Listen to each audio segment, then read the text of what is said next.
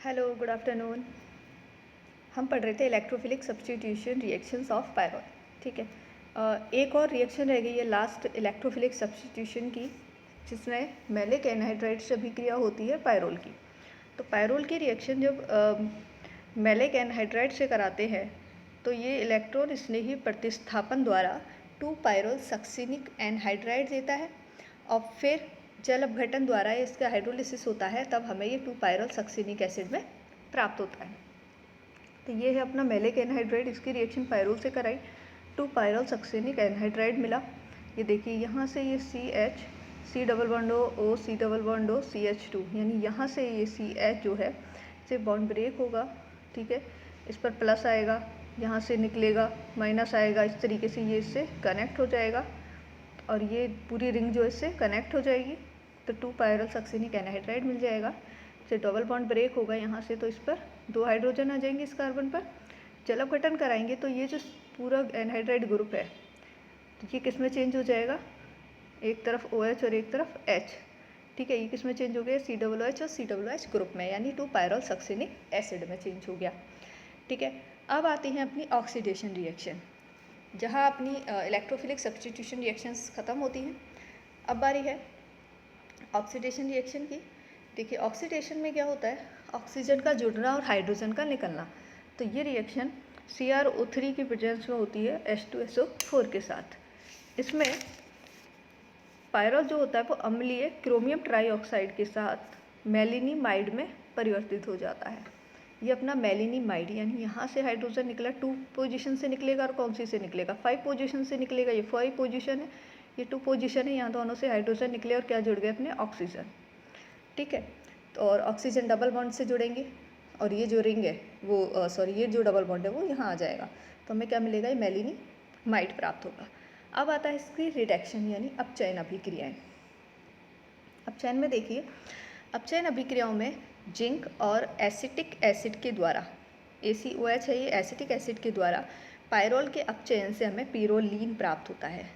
ठीक है, अब ये पिरोलीन क्या होता है, रेड फॉस्फोरस और हाइड्रोजन आयोडाइड के साथ जब इसका अपचयन करवाया जाता है तो ये पिरोलिडीन में परिवर्तित हो जाता है। और एक रिएक्शन होती है इसकी कि जो पायरोल है वो डायरेक्ट हाइड्रोजन निकेल की प्रेजेंस में 473 केल्विन पर अपचयित करवाने पर पिरोलिडीन में चेंज हो जाता है। यानी 2 टाइप से होती है कि अगर हम या तो जिंक और एसिटिक एसिड के द्वारा रिएक्शन कराएं तो पहले पिरोलिन बनेगा, फिर रेड फॉस्फोरस और हाइड्रोजन आयोडाइड के साथ कराएंगे तो पिरोलिडीन बनेगा। एक होती है कि पायरोल का हम डायरेक्ट ही हाइड्रोजन निकेल की प्रेजेंस में 473 केल्विन पर अपचयन करवा दे, रिडक्शन करवा दे, तो हमें पिरोलिडीन प्राप्त हो जाता है। ठीक है, तो दोनों ही कंडीशंस में हमें क्या मिलेगा, पिरोलिडीन मिलेगा। अब जो नेक्स्ट है इसका वो है रिएक्शन विद न्यूक्लियोफिलिक रिएजेंट।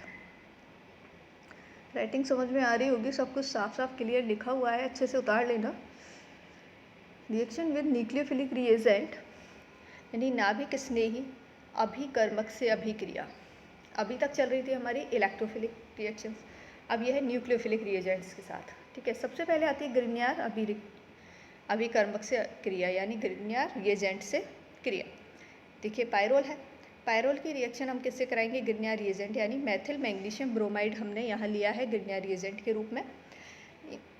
ग्रिग्नार अभिक्रिया से पायरोल की अभिक्रिया पर हमें मिलता है N मैग्नीशियम हैलाइड व्युत्पन्न प्राप्त होता है। हमने जो इसको नाम दिया है N मैग्नीशियम हैलाइड, यानी यहाँ कुछ भी हो सकता है, हैलाइड के रूप में कोई भी ले सकते हैं हम, क्लोरीन, ब्रोमीन, आयोडीन, कुछ भी ले सकते हैं। तो इसलिए मैं बोल रही हूँ कि N मैग्नीशियम हैलाइड डेरिवेटिव प्राप्त होता है।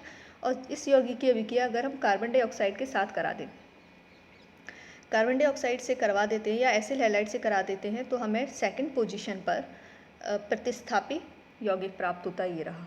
ठीक है, इसका जो प्रतिस्थापी यौगिक है वो हम सेकंड पोजीशन पर प्राप्त होता है। और जब हाइड्रोनियम आयन से कराते हैं तो हमें ये पूरा जो है COOH में चेंज हो जाता है, यानी हाइड्रोजन यहाँ आएगा और OH यहाँ आएगा, तो MgBrOH निकल जाएगा और COOH में चेंज हो जाएगा। आई समझ में। तो हमने यहाँ मेथिल मैग्नीशियम ब्रोमाइड लिया है, की रिएक्शन कराई, ये हमें पायरोल मैग्नीशियम ब्रोमाइड मिला, N पर माइनस चार्ज है और ये प्लस चार्ज है MgBr प्लस CH4 के रूप में निकल गया। अब CO2 से कराएंगे तो COOMgBr इसकी सेकंड पोजीशन पर जुड़ जाएगा। ठीक है, और फिर हमें प्राप्त होगा हाइड्रोनियम आयन के साथ ये COOH यहाँ जुड़ जाएगा सेकंड पोजीशन पर, और इसका नाम होता है पायरोल 2 कार्बोक्सिलिक एसिड। ये तो हो गई गिरनिया रिएजेंट से क्रिया। नेक्स्ट है रिएक्शन विद सोडामाइड, यानी सोडामाइड के साथ अभिक्रिया। सोडामाइड के साथ अभिक्रिया करवाने पर एन सोडियो पायरोल प्राप्त होता है। देखिए बहुत छोटी सी रिएक्शन है, पायरोल लिया, सोडामाइड से रिएक्शन कराई, NaNH2 से एन सोडियो पायरोल प्राप्त हुआ। एन सोडियो पायरोल का देखिए यहाँ N है, ये हाइड्रोजन निकल जाएगा, इस पर क्या जाएगा नेगेटिव चार्ज, हाइड्रोजन पॉजिटिव के साथ अपना प्रोटॉन लेके अपना इलेक्ट्रॉन लेके से निकल जाएगा, और ये क्या होगा NH3, ये यहाँ कनेक्ट हो जाएगा, ठीक है। और N यहाँ पॉजिटिव चार्ज का, ये Na यहाँ आ जाएगा, तो एन सोडियो पायरोल प्राप्त हो गया। अब है कार्बलिथियम से, कार्बलिथियम से अभिक्रिया। इसमें क्या है, एन हमने लिया है यहाँ एन ब्यूटिल लिथियम, ठीक है। पायरोल की एन ब्यूटिल लिथियम से अभिक्रिया कराई तो एन लिथियो पायरोल प्राप्त हुआ। अब देखिए, और BUH यहाँ से निकल गया, ये जो हाइड्रोजन है ये अपना इलेक्ट्रॉन लेकर BUH के साथ निकल जाएगा, और जो NBUH निकल जाएंगे, और जो ये लिथियम है ये पॉजिटिव चार्ज वाला होता है, ये नाइट्रोजन के साथ यहाँ पर एन लिथियो पायरोल बना लेगा, ठीक है। नेक्स्ट आती है अपनी हाइड्रोजन परऑक्साइड।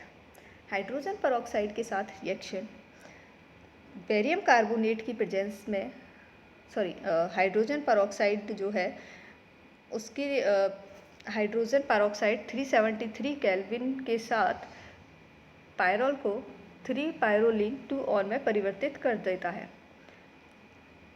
यानी पायरोल जलीय H2O2 यानी हाइड्रोजन परऑक्साइड के साथ 373 केल्विन पर 3 पायरोलिन 2 ऑन में परिवर्तित हो जाता है।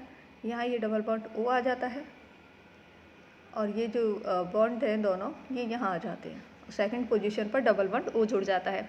अब ये रिएक्शंस को तो प्रैक्टिस से याद होती हैं, प्रैक्टिस करनी पड़ती है इनको, तभी अच्छे से याद होंगी कि किसको कहाँ जोड़ना है, इनका कोई ट्रिक नहीं होता। बस ये इसमें इस पायरोल में ये इम्पॉर्टेंट है कि वो जो भी अपना मॉलिक्यूल जुड़ेगा रिंग पर वो सेकंड या फिफ्थ पोजीशन पर जुड़ेगा, ठीक है। तो मेनली सेकंड पोजीशन पर ही जुड़े हुए सारे अपने। अब आता है पायरोल का दैनिक जीवन में महत्व। यहाँ हमारी सारी केमिकल प्रॉपर्टीज़ जो है फिनिश होती हैं। नेम रिएक्शंस को अच्छे से याद कर लेना। पायरोल का दैनिक जीवन में महत्व, पायरोल वाले क्लोरोफिल, हीम, विटामिन B12 आदि में पाई जाती है। पायरोल जो रिंग होती है या पायरोल के जो डेरिवेटिव्स होते हैं वो क्लोरोफिल में, हीम में या विटामिन B12 में और भी हैं उनमें पाई जाती हैं। जैसे एमिनो एसिड्स है या एल्केलॉइड्स जो होते हैं उनमें निकोटीन में पायरोल का जो हाइड्रोजनीकृत यौगिक होता है यानी पिरोलिडीन जो होता है उसकी वलय मिलती है। मिल तो पायरोल ही रहा है, पायरोल का कोई अगर डेरिवेटिव है वो भी अगर किसी रिंग में पाया जाता है, किसी एल्केलॉइड में या किसी एमिनो एसिड्स में पाया जाता है तो वो भी पायरोल का ही महत्व बताता है। यानी पायरोल का हमारे दैनिक जीवन में बहुत महत्व है।